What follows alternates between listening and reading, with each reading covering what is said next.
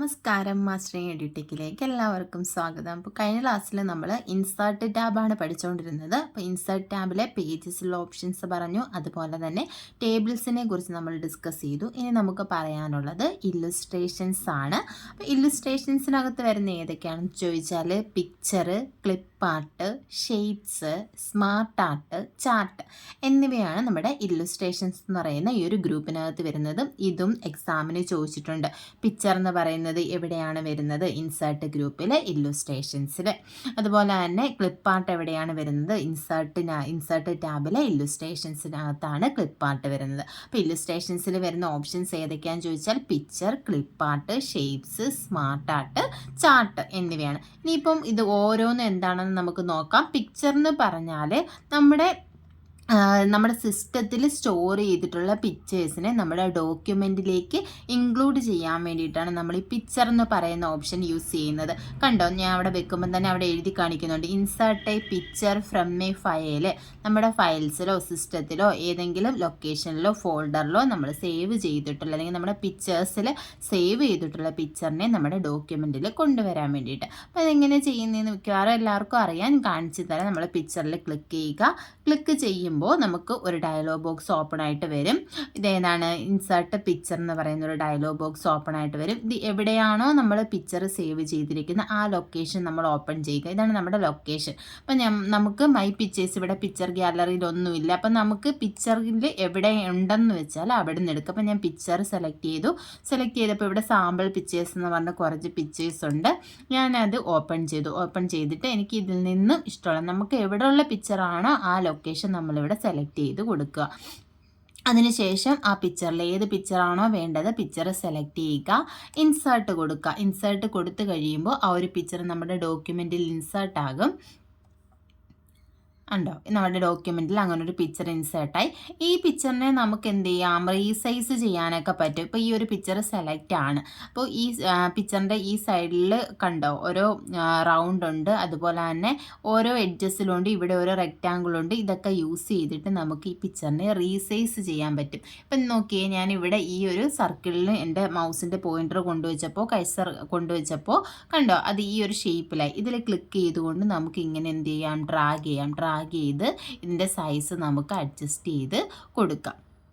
ഇങ്ങനെയാണ് നമ്മൾ പിക്ചറിനെ ഇൻസേർട്ട് ചെയ്യുന്നത്. ഇപ്പോൾ നമ്മൾ ബയോഡേറ്റ അങ്ങനെയുള്ള കാര്യങ്ങളൊക്കെ ചെയ്യുമ്പോൾ നമുക്ക് ഫോട്ടോ ഒക്കെ ഇൻക്ലൂഡ് ചെയ്യേണ്ടതായിട്ട് വരും. അപ്പോൾ അങ്ങനെയുള്ള സാഹചര്യത്തിലൊക്കെ നമ്മൾ ഈ ഓപ്ഷനാണ് യൂസ് ചെയ്യുന്നത്. അപ്പോൾ തന്നെ നമ്മൾ പിക്ചർ ഇൻസേർട്ട് ചെയ്ത് കഴിഞ്ഞപ്പോൾ ഇവിടെ ശ്രദ്ധിച്ച് കാണും നിങ്ങൾ, നമ്മുടെ വ്യൂ വരെയാണ് നമുക്ക് ടാബ് ഉള്ളത്. പക്ഷേ പിക്ചർ ഇൻസേർട്ട് ചെയ്ത് കഴിഞ്ഞപ്പോൾ ഒരു പുതിയ ടാബ് കൂടി ഇവിടെ എന്തായി ഓപ്പൺ ആയിട്ട് വന്നിട്ടുണ്ട്. അപ്പോൾ ഈ പിക്ചറിനെ ഫോർമാറ്റ് ചെയ്യാൻ വേണ്ടിയിട്ടുള്ള ഫോർമാറ്റ് ടാബാണ് ഇവിടെ വന്നിരിക്കുന്നത്. അപ്പോൾ ഇതിനെ നമുക്ക് എന്ത് ചെയ്യാം, ബ്രൈറ്റ്നെസ് അഡ്ജസ്റ്റ് ചെയ്യാം, കോൺട്രാസ്റ്റ് കൊടുക്കാം, റീകളർ ചെയ്യാം, കംപ്രസ് ചെയ്യാം, ചേഞ്ച് ചെയ്യാം, റീസെറ്റ് ചെയ്യാം. അതുപോലെ തന്നെ പിക്ചർ സ്റ്റൈൽസ്, പിക്ചർ ഷേപ്പ്, പിക്ചറിൻ്റെ ബോർഡർ വേണമെങ്കിൽ കൊടുക്കാം, പിക്ചറിന് എഫക്റ്റ് കൊടുക്കാം, പൊസിഷൻ ചേഞ്ച് ചെയ്യാം. അങ്ങനെ ഒരുപാട് ഓപ്ഷൻസ് നമുക്കിവിടെ ഉണ്ട്. അപ്പം പിക്ചർ നമുക്ക് അഡ്ജസ്റ്റ് ചെയ്യാം, സ്റ്റൈൽ ചേഞ്ച് ചെയ്യാം, അറേഞ്ച് ചെയ്യാം, സൈസ് ചേഞ്ച് ചെയ്ത് കൊടുക്കാം. ഇത്രയും ഓപ്ഷൻസ് ആണ് ഈ ഫോർമാറ്റ് എന്ന് പറയുന്ന ടാബിനകത്ത് വരുന്നത്. ഇനി നമുക്ക് അടുത്തതിലേക്ക് പോകാം. ഇൻസേർട്ട് ടാബിനകത്ത് അടുത്തതെന്ന് പറയുന്നത് ക്ലിപ്പ് ആർട്ടാണ്. ക്ലിപ്പ് ആർട്ട് എന്ന് പറഞ്ഞാൽ നമ്മുടെ സിസ്റ്റത്തിൽ അല്ലെങ്കിൽ ക്ലിപ്പ് ആർട്ട് ഗ്യാലറി എന്ന് പറയുന്ന ഒരു ഗ്യാലറിയിലുള്ള ഇമേജസിനെ ഇതിലേക്ക് കൊണ്ടുവരാൻ വേണ്ടിയിട്ടാണ് നമ്മൾ ക്ലിപ്പ് ആർട്ട് യൂസ് ചെയ്യുന്നത്. അപ്പോൾ നമുക്ക് ഏത് ഇമേജ് വേണം എന്നുള്ളത് നമുക്ക് സെർച്ച് ചെയ്ത് കൊടുക്കാം. ഞാൻ ക്ലിപ്പ് ആർട്ടിൽ ക്ലിക്ക് ചെയ്ത് കഴിയുമ്പോൾ നിങ്ങൾക്ക് തന്നെ കാണാൻ പറ്റും, ഇവിടെ ഒരു ഡയലോഗ് ബോക്സ് വരും. ക്ലിപ്പ് ആർട്ട് എന്ന് പറയുന്ന ഒരു ഡയലോഗ് ബോക്സ്.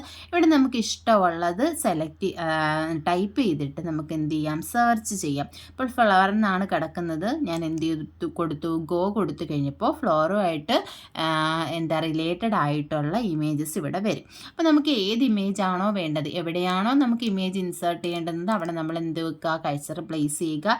അതിനുശേഷം ഇതിൽ ക്ലിക്ക് ചെയ്ത് കഴിഞ്ഞാൽ ആ ഒരു ഇമേജ് ഇവിടെ ഇൻസേർട്ട് ആകും. ഇതിനെയും നമുക്ക് എന്ത് ചെയ്യാം, ഇങ്ങനെ നമുക്ക് അതിനെ റീസൈസ് ചെയ്യാം. അതുപോലെ തന്നെ ഇതിനെ നമുക്ക് റൊട്ടേറ്റ് ഒക്കെ ചെയ്യാൻ പറ്റും. അപ്പോൾ ക്ലിപ്പ് ആർട്ട് ഗ്യാലറിയിലുള്ള ഇമേജസിനെ ഇൻസേർട്ട് ചെയ്യാനാണ് ക്ലിപ്പ് ആർട്ട് യൂസ് ചെയ്യുന്നത്.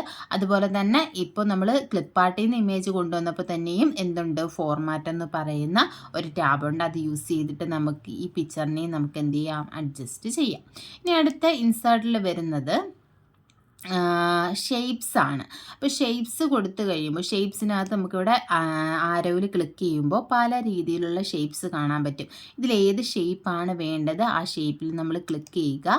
ക്ലിക്ക് ചെയ്ത് കഴിയുമ്പോൾ കണ്ടോ നമ്മുടെ കഴ്സർ ഒരു പ്ലസ് സിമ്പൽ പോലെ ആകും. ഇനി നമുക്ക് എവിടെയാണോ ഈ ഒരു ഷേപ്പ് ഇൻസേർട്ട് ചെയ്യേണ്ടത് അവിടെ വെച്ച് ക്ലിക്ക് ചെയ്തതിന് ശേഷം മൗസ് ഇങ്ങനെ ക്ലിക്ക് ചെയ്തുകൊണ്ട് ഡ്രാഗ് ചെയ്യുക. ഡ്രാഗ് ചെയ്യുക എന്ന് വെച്ചാൽ നമ്മൾ മൂവ് ചെയ്യുക മൗസ്.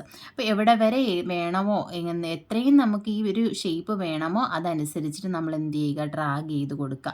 ഡ്രാഗ് ചെയ്ത് കൊടുത്തതിന് ശേഷം മൗസിൻ്റെ ലെഫ്റ്റ് ബട്ടൺ നമ്മൾ റിലീസ് ചെയ്യുമ്പോൾ ആ ഒരു ഷേപ്പ് ഇവിടെ ഇൻസേർട്ട് ആകും. അപ്പോൾ ഇവിടെ ഒരു റെക്റ്റാങ്കിളാണ് ഞാൻ ഇൻസേർട്ട് ചെയ്തിരിക്കുന്നത്. ഇനി നമുക്ക് വേണമെങ്കിൽ ഇതിൽ ടെക്സ്റ്റൊക്കെ ആഡ് ചെയ്ത് കൊടുക്കാം. നമ്മൾ റൈറ്റ് ബട്ടൺ ക്ലിക്ക് ചെയ്ത് കഴിയുമ്പോൾ, അതായത് ഈ ഒരു ഷേപ്പിനകത്ത് വെച്ചിട്ട് മൗസിൻ്റെ റൈറ്റ് ബട്ടൺ ക്ലിക്ക് ചെയ്യുമ്പോൾ ഇവിടെ ആഡ് ടെക്സ്റ്റ് എന്ന് പറയുന്ന ഒരു ഓപ്ഷൻ ഉണ്ട്. ഈ ആഡ് ടെക്സ്റ്റ് ക്ലിക്ക് ചെയ്ത് കഴിഞ്ഞാൽ നമുക്ക് എന്ത് ചെയ്യാം, നമുക്ക് ആവശ്യമുള്ള ടെക്സ്റ്റുകൾ ഇതിനകത്ത് നമുക്ക് ടൈപ്പ് ചെയ്ത് കൊടുക്കാം.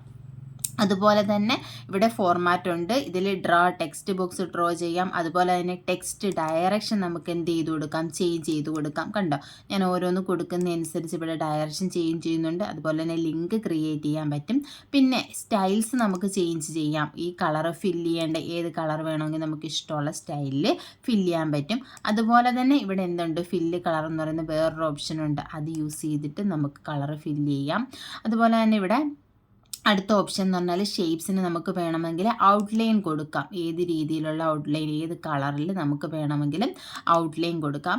അതുപോലെ തന്നെ ഇവിടെ ചേഞ്ച് ഷേപ്പ് വേണമെങ്കിൽ നമുക്ക് എന്ത് ചെയ്യാൻ പറ്റും, ഏത് രീതിയിൽ വേണമെങ്കിലും നമുക്ക് അതിനെ ചേഞ്ച് ചെയ്യാൻ പറ്റും. അപ്പം നമ്മളൊരു റെക്റ്റാങ്കിൾ നമ്മൾ ഷേപ്പ് ഡ്രോ ചെയ്തെങ്കിലും അതിനെ നമുക്ക് ചേഞ്ച് ചെയ്ത് മാറ്റിയെടുക്കാൻ പറ്റും ഇതുപോലെ.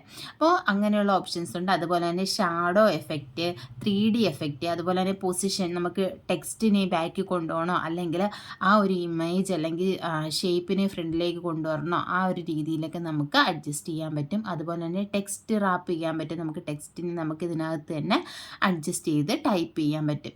അങ്ങനെയുള്ള ഓപ്ഷൻസൊക്കെയാണ് ഫോർമാറ്റിനകത്ത് വരുന്നത്. അപ്പോൾ പിക്ചർ എന്ന് പറഞ്ഞാൽ നമ്മുടെ സിസ്റ്റത്തിലുള്ള ഇമേജസിനെ ഇൻസേർട്ട് ചെയ്യാനും, ക്ലിപ്പാർട്ട് എന്ന് പറഞ്ഞാൽ ക്ലിപ്പാർട്ട് ഗാലറിയിലുള്ള ഇമേജസിനെ ഇൻസേർട്ട് ചെയ്യാൻ വേണ്ടിയിട്ട് യൂസ് ചെയ്യുന്നു. അതുപോലെ തന്നെ ഷേപ്സ് എന്ന് പറഞ്ഞാൽ നമുക്ക് ഇഷ്ടമുള്ള ഷേപ്പുകൾ ഡ്രോ ചെയ്യാൻ പറ്റും. ഇനി അടുത്തതെന്ന് പറഞ്ഞാൽ സ്മാർട്ട് ആർട്ടാണ്. സ്മാർട്ട് ആർട്ട് എന്ന് പറഞ്ഞാൽ എന്താ, ഈ ബ്ലോക്ക് ഡയഗ്രംസ് ഒക്കെ ഉണ്ടല്ലോ, ആ ബ്ലോക്ക് ഡയഗ്രംസ് ഒക്കെ വരയ്ക്കാൻ വേണ്ടിയിട്ട് യൂസ് ചെയ്യുന്നതാണ് സ്മാർട്ട് ആർട്ട് എന്ന് പറയുന്നത്. അപ്പോൾ സ്മാർട്ട് ആർട്ടിൽ ക്ലിക്ക് ചെയ്ത് കഴിഞ്ഞാൽ ഇതുപോലെയുള്ള പല രീതിയിലുള്ള ബ്ലോക്ക് ഡയഗ്രംസ് നമുക്ക് കാണാൻ പറ്റും. ലിസ്റ്റ് ഉണ്ട്, process, cycle, hierarchy, relationship, matrix, pyramid, ഇത്രയുമാണ് മെയിനായിട്ടും വരുന്നത്. അപ്പം സ്മാർട്ട് ആർട്ടിനകത്ത് വരുന്ന ഓപ്ഷൻ ലിസ്റ്റ്.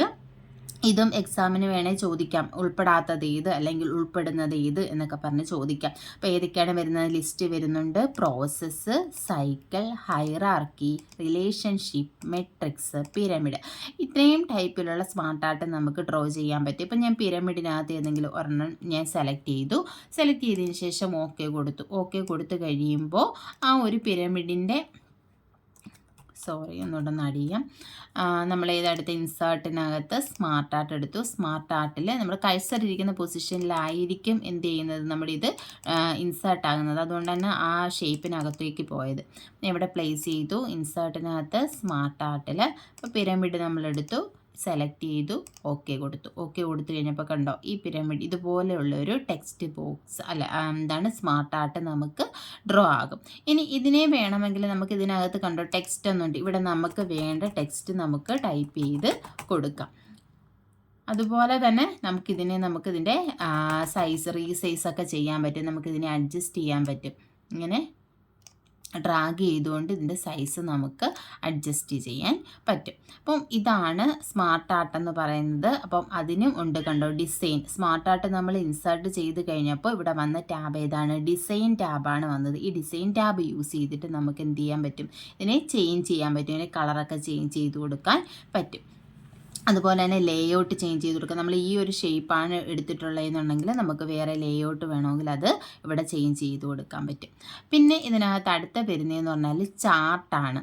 ചാർട്ട് നമുക്കറിയാം എന്താണ് കമ്പാരിസണിന് വേണ്ടിയിട്ടാണ് എന്ത് യൂസ് ചെയ്യുന്നത്, ചാർട്ട് യൂസ് ചെയ്യുന്നത്. അപ്പം ഏതെങ്കിലും ഡേറ്റാസ് കമ്പയർ ചെയ്യണമെങ്കിൽ നമ്മൾ എന്ത് യൂസ് ചെയ്യും, ചാർട്ട് യൂസ് ചെയ്യും. ഇപ്പോൾ ജസ്റ്റ് ഞാനൊരു ചാർട്ടിനെ പറ്റി നമുക്ക് ഡീറ്റെയിൽഡ് ആയിട്ട് പഠിക്കാണ്ട്, അത് വേറൊരു ക്ലാസ്സിൽ നമുക്ക് ചാർട്ടിനെ പറ്റി മാത്രമായിട്ട് ഡിസ്കസ് ചെയ്യാം. ചാർട്ട് എങ്ങനെ ഇൻസേർട്ട് ചെയ്യുന്നതെന്ന് നോക്കാം. ഇപ്പോൾ ചാർട്ട് ഞാൻ എടുത്തു. ചാർട്ട് എടുത്ത് കഴിയുമ്പോൾ ഇങ്ങനൊരു ഡയലോഗ് ബോക്സ് വരും. ഇതിനകത്ത് നോക്കിയാൽ പല രീതിയിലുള്ള ചാർട്ടുകളുണ്ട്. Column chart, line chart, pie chart, bar chart, area, XY scatter, stock, surface, donut, bubble, radar എന്ന് പറയുന്ന പല രീതിയിലുള്ള ചാർട്ടുകളുണ്ട്. ഈ പേരുകളെല്ലാം പഠിച്ചു വെക്കുക. ഓരോ ചാർട്ടും ഏത് രീതിയിലാണ് വർക്ക് ചെയ്യുന്നതെന്നെല്ലാം എക്സാമിന് ചോദിക്കുക. നമുക്ക് ഡീറ്റെയിൽഡ് ആയിട്ട് പഠിക്കാം അത്. അപ്പോൾ ജസ്റ്റ് ഞാനൊരു ചാർട്ട് ഇൻസേർട്ട് ചെയ്യുന്നത് എങ്ങനെയാണെന്ന് കാണിക്കുക. ഇവിടെ കോളം ചാർട്ട്, ലൈൻ ചാർട്ട് എന്നൊക്കെ ഉണ്ട്. ഇപ്പോൾ ഞാൻ കോളം ചാർട്ടിൽ പല ഫോർമാറ്റിലുള്ള കോളം ചാർട്ടുണ്ട്. അപ്പോൾ നമുക്ക് ഏതാ വേണ്ടതെന്ന് വെച്ചാൽ അത് സെലക്ട് ചെയ്യുക. സെലക്ട് ചെയ്തതിന് ശേഷം ഓക്കെ കൊടുക്കുക. ഓക്കെ കൊടുത്തു കഴിയുമ്പോൾ ഇപ്പോൾ നമുക്ക് വാല്യൂ ഇല്ല. ചാർട്ടിനെ നമുക്ക് കമ്പയർ ചെയ്യണമെങ്കിൽ എന്ത് വേണം, വാല്യൂസ് വേണം. ഇപ്പോൾ വാല്യൂ ഇല്ലാത്തത് കൊണ്ട് ഒരു എക്സൽ ഷീറ്റിൽ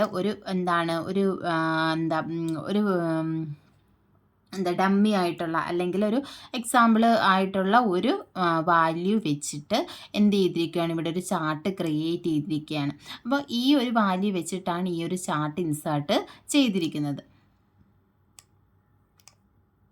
ജസ്റ്റ് ഒരു വാല്യൂ കൊടുത്തിട്ട് ഒരു ചാർട്ട് ഇൻസേർട്ട് ചെയ്തിരിക്കുകയാണ് ഇവിടെ. നിങ്ങൾക്ക് കാണുമ്പോൾ അറിയാം, കണ്ടോ, ഈ ഒരു ചാർട്ട് എന്ന് പറയുന്നത് ഇതിനകത്തുള്ള വാല്യൂസ് വെച്ചിട്ടാണ് ചെയ്തിരിക്കുന്നത്. ഇവിടെ നമുക്ക് എന്ത് ചെയ്യാം, സീരീസിൻ്റെ അവിടെ വേണമെങ്കിൽ നമുക്ക് വാല്യൂസ് മാറ്റി കൊടുക്കാം. അതനുസരിച്ച് ഇവിടെ മാറും. ഇപ്പം ഞാൻ ഇവിടെ സീരീസ് എന്നുള്ളിടത്ത് ഞാൻ A എന്ന് കൊടുത്തു, അടുത്ത സീരീസ് 2 എന്നുള്ളിടത്ത് B കൊടുത്തു, സീരീസ് 3 എന്നുള്ളിടത്ത് C കൊടുത്തു. അപ്പോൾ നോക്കി അതനുസരിച്ചിട്ട് നമ്മുടെ ചാർട്ടിൻ്റെ ഇവിടെ വ്യത്യാസം വരും. കണ്ടോ, AB കണ്ടോ, ABC അവിടെ വാല്യൂസ് എന്ത് ചെയ്തു, ചേഞ്ച് ചെയ്തു. അതുപോലെ നമുക്ക് കാറ്റഗറി 1, 2, 3 ചേഞ്ച് ചെയ്ത് കൊടുക്കാം. അതുപോലെ തന്നെ ഇതിനകത്തുള്ള വാല്യൂസും ചേഞ്ച് ചെയ്ത് കൊടുക്കാം. എന്തെങ്കിലും ഒരു വാല്യൂ ഉണ്ടെങ്കിലേ നമുക്ക് എന്ത് ചെയ്യാൻ പറ്റൂ, ചാർട്ട് ഇൻസേർട്ട് ചെയ്യാൻ പറ്റത്തുള്ളൂ. അപ്പം നമ്മളിവിടെ വാല്യൂ ഒന്നും ഇല്ലാത്തത് കൊണ്ടാണ് എക്സലിൽ നിന്നും ജസ്റ്റ് ഒരു എക്സാമ്പിൾ വാല്യൂ എടുത്തിട്ട് അതിൻ്റെ ചാർട്ട് ഡയറക്റ്റ് ക്രിയേറ്റ് ചെയ്യുന്നത്. അവിടെ നമുക്ക് എന്ത് ചെയ്ത് കൊടുത്താൽ മതി, വാല്യൂസ് ചേഞ്ച് ചെയ്ത് കൊടുത്താൽ നമ്മുടെ ആവശ്യത്തിനുള്ള ചാർട്ട് നമുക്കിവിടെ ക്രിയേറ്റ് ചെയ്യാം.